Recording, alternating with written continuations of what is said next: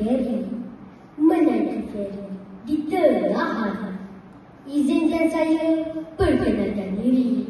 Muhammad Siddiqui, nama diberi. Assalamualaikum warahmatullahi wabarakatuh.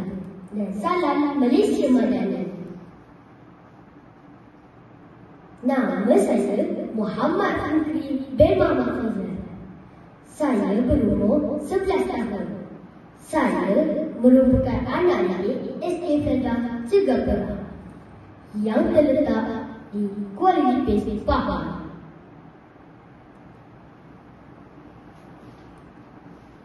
Kod sekolah saya ialah CBA 3054. Pada masa lapang, saya gemar memanfaatkan masa dengan membaca buku cerita. Hari ini, saya berasa amat teruja untuk berkongsi tentang sebuah buku cerita yang pernah saya baca. Buku ini bertajuk Tewasnya Raja Rimba. Buku ini ditulis oleh Fadzil dan mempunyai 16 halaman bercetak. Buku ini menceritakan tentang anak, kura-kura dan Raja Rimba. Pada suatu hari, di dalam hutan yang sangat indah, terdapat seekor anak dan kura-kura yang berkawan baik.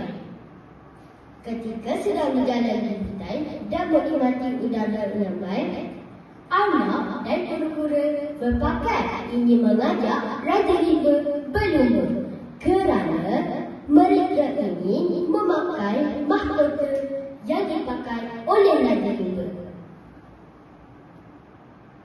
Anak dan kura-kura meneruskan perjalanan untuk mencari Raja Rimba. Dan akhirnya mereka berjumpa. Anak memberitahu Raja Rimba mengenai hajatnya mengajak Raja Rimba berlumba. Raja Rimba hanya ketawa, ha,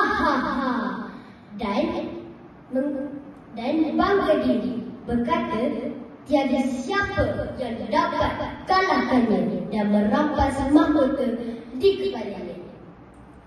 Namun, Raja Rimba tetap setuju dan menyahut cabaran sang anak dan kura-kura untuk berlumba. Mereka terus mengambil tempat untuk perlombaan ini. Sang kancil melepaskan mereka bertiga berlumba. Raja Rimba terus memuncak di hadapan dan diikuti oleh sang anak dan kura-kura di belakang. Mereka masing-masing ini memenangi perlumbaan ini. Sang anak dan sang kura-kura menggunakan jalan pintas, iaitu laluan sungai. Raja Rimba begitu gelisah kerana tidak dapat menyeberangi sungai. Ia mencari-cari jalan untuk ke seberang. Sang anak tersenyum sambil menunggu kura-kura sampai. Setelah sang kura-kura sampai, sang anak terus naik ke atas belakang sang kura-kura dan menyeberangi sungai itu. Akhirnya, sang anak dan sang kura-kura sampai di garis penamat perlombaan ini. Raja Rimba terpaksa menyerahkan mahkota yang dipakai itu kepada mereka. Sejak dari itu, sang anak dan sang kura-kura menjadi raja di hutan. Saya sangat suka baca buku cerita ini. Ceritanya sangat menarik dan beri motivasi kepada saya. Banyak pelajaran dapat diperolehi dari buku ini. Antaranya ialah kita jangan sombong dan memandang rendah kepada orang lain.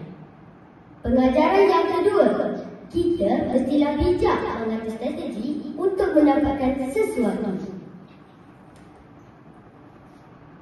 Aisyah biji Nasir. Sekian, terima